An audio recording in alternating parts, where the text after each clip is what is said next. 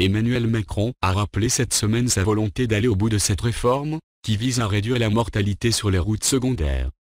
Des milliers de motards et d'automobilistes en colère ont manifesté, samedi, dans plusieurs villes de France pour dénoncer la future limitation à 80 km/h de la vitesse sur les routes secondaires. À Lyon, 600 personnes se sont rassemblées en début d'après-midi, selon la préfecture du Rhône. Le président Macron ne veut pas reculer. Nous non plus. Il est temps qu'ils le comprennent. Pourquoi engager une expérimentation alors que les faits montrent que cela n'a pas marché? S'est interrogé Julien, coordinateur adjoint de la manifestation organisée par la Fédération française des motards en colère. D'autres rassemblements se sont tenus dans plusieurs autres villes de France, parfois très nourris.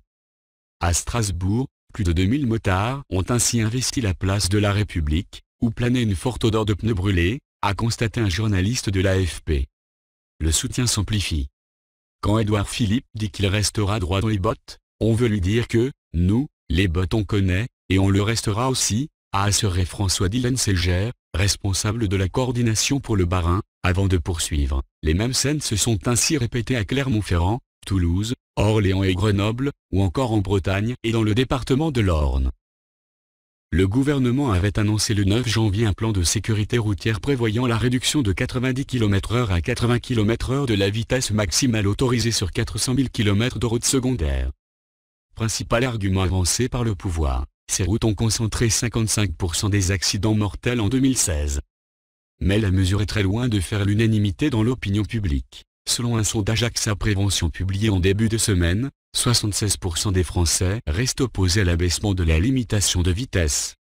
Jeudi 12 avril, sur TF1, Emmanuel Macron a cependant rappelé son souhait de mettre en place cette mesure. Notre sang s'est échauffé, car ça ennuie les Français qu'on régule la route, a tout de même reconnu le chef de l'État. Il a aussi annoncé deux engagements.